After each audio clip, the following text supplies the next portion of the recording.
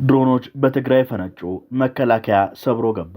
የኢትዮጵያ ሰማይ በታላቅ የጦርነት ነጎድጓድ እየተናወጠ ባለበት በዚህ ታሪካዊና ወሳኝ ወቅት የፌዴራል መንግስቱ እጅግ ዘመናዊና ገዳይ የሆኑ ሰው አልባ ድሮኖቹን በትግራይ ምድር ላይ ፍጹም በበላይነት ተቀናጅተው እንደ መብረቅ እየፈነጩ ይገኛሉ።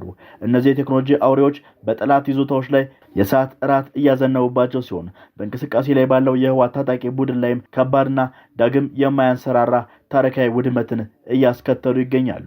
ይህ በእንዲህ እንዳለ በአገሪቱ የምዕራብ ድንበር አካባቢ የነጻነትና የሉዓላዊነት ታላቅ አደጋ እየተደቀነ ሲሆን የሱዳን ወታደራዊ ኃይል ከህወሓትና ከፋኖ ታጣቂዎች ጋር የጥቅም ጥምረት በመፍጠር በኢትዮጵያ ሉዓላዊ ድንበሮች ላይ ተደጋጋሚና አስገዳጅ ውጊያዎችን እየከፈቱ ይገኛሉ። ይህ አስፈሪ ውጊያ ከኢትዮጵያ ድንበር 1 ኪሎ ሜትር ባለሞላ ርቀት ላይ እና በሀገሪቱ የኩራትና የትንሳኤ ምልክት በሆነው በታላቁ ህዳሴ ግድብ አቅራቢያ የሚካሄድ በመሆኑ ለፌዴራል መንግስቱ እጅግ ከፍተኛ የሆነ ብሔራዊ ደህንነት ስጋትን፣ ወታደራዊ ውጥረትን ፈጥሯል።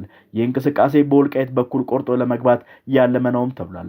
ህወሓት ሀገርን የማፍረስ እኩይ ዓላማውን ለማሳካት በፌዴራል መንግስቱ ላይ በሶስት አቅጣጫዎችና ግንባሮች ሰፊ የጦርነት ዘመቻ የከፈተ ሲሆን የመጀመሪያውና ዋነኛው ግንባር በአፋር በኩል የኢትዮጵያን የጀርባ አጥንትና የኢኮኖሚ መስመር የሆነውን የጅቡቲን የወጪና ገቢ ኮሪደርን በመቁረጥና የመቆጣጠር ያለመ እጅግ አደገኛ እንቅስቃሴ ነው። ይህን እንቅስቃሴ ለማስቆም የአፋር ክልል ልዩ ኃይል ከመከላከያ ጋር በጥምረት ልዩ ኦፕሬሽኖችን እያካሄደ ስለመሆኑም ተገልጿል። በዚህም በርካታ ንጹሃን ሰዎች እየተገደሉ መሆኑን ተጠቁሟል።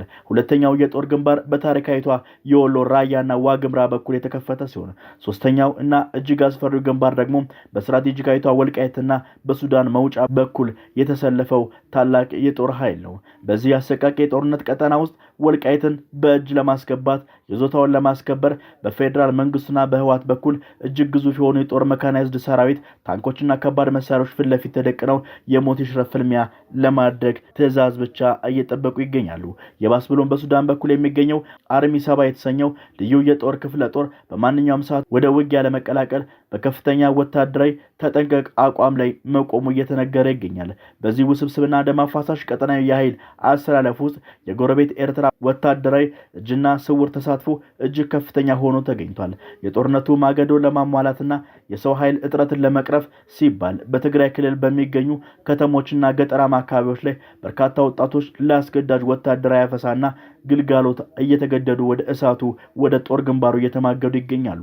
በአሁኑ ሰዓት በአፋር ቃጠሎ በበዛበት ምድር ላይ የሀገሪቱ ህልውና ለመወሰን የሚደረገው እልህ አስጨራሽና የከረረ ውጊያ ያለማቋረጥ የቀጠለ ሲሆን የሀገር መከላከያ ሰራዊትና የፌዴራል ኃይሎች ከኢትዮጵያ አንድነት ክብር ለማስጠበቅ በጀግንነትና በደማቅ ወታደራዊ ወኔ ግንባራቸውን ለጥይት በመስጠት ታሪክ የማይረሳውን ተጋድሎ እያደረጉ ይገኛሉ። ኢትዮጵያ ሰማይ በኃያላን የብረት ወፎች በዘመናዊ የድሮን ክንፎች እየተናወጡ ነው። የፌዴራል መንግስቱ በትግራይ ማዕከላዊና ስትራቴጂካዊ ምሽጎች ላይ እሳትና ዲናርን እያዘነበ ይገኛል። እጅግ ዘመናዊና ገዳይ የሆኑት የፌዴራል መንግስቱ ሰው አልባ ድሮኖች በክልሉ ሰማይ ላይ የበላይነታቸውን እያሳዩ ሲሆን በዚህ መብረቃዊ የአየር ጥቃት ሳቢያ የህወሓት ወታደራዊ ይዞታዎች፣ የትዕዛዝ ማዕከላትና የኃይል ስብስቦች ወደ አመድነት እየተቀየሩ ከፍተኛ ታሪካዊ ውድመት እየተጋፈጡ ይገኛሉ።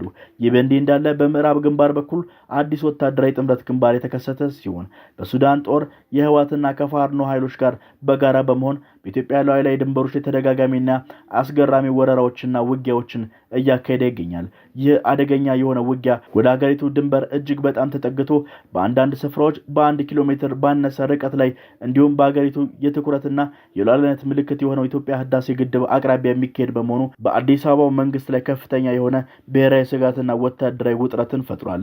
ይህን የተደቀነውን ስጋት ለመመከትና የህልውናውን አደጋ ለመቀልበስ የፌዴራል መንግስቱ መላው የጦር ኃይሉን በተጠንቀቅ የቆመ ሲሆን በአንጻሩ ህወሓት በመንግስት ላይ በሶስት አቅጣጫዎችና ግንባሮች ሰፊ ወታደራዊ ጥቃቶችን ከፍቷል። አንደኛውና እጅግ አንገብጋቢው ግንባር በአፋር በኩል የተከፈተ ሲሆን ዓላማውም የኢትዮጵያን ኢኮኖሚ የደም ስር ዋነኛ ገቢ ወጪ መስመር የሆነውን የጅቡቲን ኮሪደር በመቁረጥ ሀገሪቱን ሙሉ በሙሉ ለመታነቅና ለመቆጣጠር ያለመ ሲሆን በስልታዊቷ የአፋር ቀጠና የአሁኑ ሰዓት ምድር የሚያናውጥ እጅግ የከረረና ደም አፋሳሽ ውጊያ እየተካሄደ ይገኛል። ወታደራዊ ጥምረት ግንባር የተከሰተ ሲሆን በሱዳን ጦር የህወሓትና ከፋኖ ኃይሎች ጋር በጋራ በመሆን በኢትዮጵያ ሉዓላዊ ድንበሮች የተደጋጋሚና አስገራሚ ወረራዎችና ውጊያዎችን እያካሄደ ይገኛል። ይህ አደገኛ የሆነ ውጊያ ወደ ሀገሪቱ ድንበር እጅግ በጣም ተጠግቶ በአንዳንድ ስፍራዎች በ1 ኪሎ ሜትር ባነሰ ርቀት ላይ እንዲሁም በሀገሪቱ የትኩረትና የሉዓላዊነት ምልክት የሆነው ኢትዮጵያ ህዳሴ ግድብ አቅራቢያ የሚካሄድ በመሆኑ በአዲስ